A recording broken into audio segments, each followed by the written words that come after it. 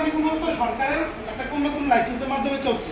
বাংলাদেশে এখনো হাজার হাজার এমএলএম কোম্পানি আছে, ক্রিপ্টোকারেন্সি এমএলএম কোম্পানি, বিভিন্ন প্রতারক চক্র এখনো বাংলাদেশে আছে কিনা?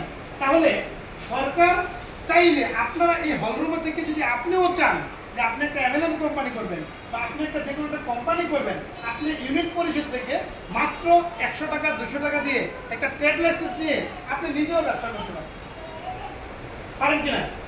তাহলে সরকার কিছু কোম্পানিকে অনুমোদন দেয়, অনুমোদন দেওয়া আর নিরাপত্তা দেওয়া এক জিনিস না।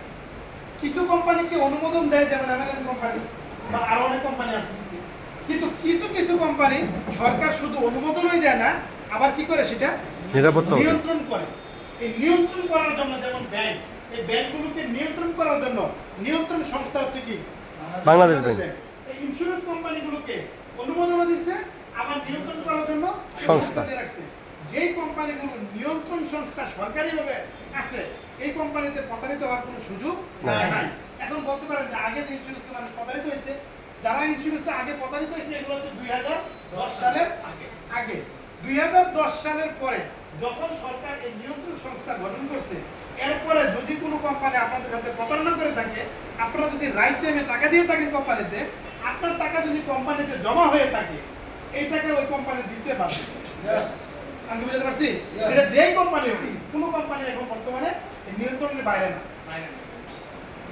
যেই কোম্পানিতে আপনি টাকা রাখেন, যদি আপনার টাকা কোনো দালালের মাধ্যমে জমা না দেন, আপনার টাকা যদি সরাসরি ব্যাংক, যেমন আমি যদি ব্যাংকে চাকরি করতাম, আপনারা যদি আমার কাছে আমার টাকা পছন্দ করেন, এই কারণে আমার বাসায় গিয়ে আপনারা 1 লাখ টাকা দিয়ে আসলেন, এই 1 লাখ টাকা আমি আমার বাচ্চা অসুস্থ হলে খরচ করে ফেললাম, এটা কি ব্যাংক আপনাকে দিতে বাধ্য? দিতে বাধ্য না। তাহলে আপনি ইন্স্যুরেন্স করছেন একটা ইন্স্যুরেন্স কোম্পানিতে, ধরেন যে ভাইরা লাইফ ইন্স্যুরেন্স কোম্পানিতে, তাহলে ভাইরা লাইফ ইন্স্যুরেন্স কোম্পানিতে আপনি ইন্স্যুরেন্স করছেন, আপনার টাকা কেন এলাকার দালালের কাছে জমা দেন? আপনার টাকা কোম্পানিতে জমা দেন। বাংলাদেশে যতগুলো কোম্পানি আছে, সব কোম্পানি যদি তারা টাকাটা পায়, কোম্পানি যদি সরাসরি কোনো টাকা রিসিভ করে থাকে, এই টাকা আপনাকে দিতে বাধ্য, যে সরকারি আইন। কিন্তু তাদের টাকা না পেলে তো আপনার টাকা দিতে পারবেন। আপনি চাইলে যে জামাত পুলিশ করে তারা মারতে পারবেন, সেটা আপনি টাকা দিতে পারবেন। বিষয় ক্লিয়ার কিনা?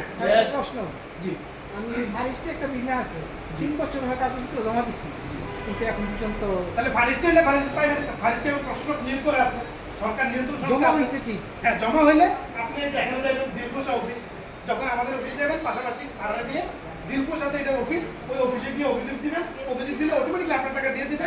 ফারিস্ট এখনো টাকা দিচ্ছে, কাদেরকে দিচ্ছে? যারা ক্ষমতাবান, যারা লাইন তাদেরকে দিচ্ছে। আস্তে আস্তে অসহায় রুরাল পর্যায়ে দিবে, সিরিয়াল মেইনটেইন করে টাকা পাবেন যদি টাকা জমা হয়ে থাকে। বিষয় ক্লিয়ার? তাহলে এগুলো সরকারি অনুমোদন করা এবং নিয়ন্ত্রণ করার মাধ্যমে পরিচালিত। এখন যে কোনো একটা ইন্স্যুরেন্স কোম্পানি গঠন করতে হলে গভর্নমেন্টের কোষাগারে 500 কোটি টাকা জমা দিতে হবে। কত টাকা?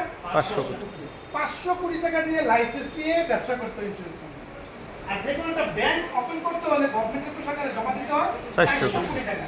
ব্যাংকের চেয়ে 100 কোটি টাকা বেশি জমা দিয়ে একটা ইন্স্যুরেন্স কোম্পানি গঠন করতে হবে। এই কারণে কখনো কোনো ইন্স্যুরেন্স কোম্পানি বন্ধ হয় না। এই যে ফারিস্ট লাইফ, তারপর হচ্ছে ভাইরা life, diamond life, golden life, এগুলো গ্রাহকের টাকা দিতে পারতেছে না, কিন্তু কোম্পানি কিন্তু আছে।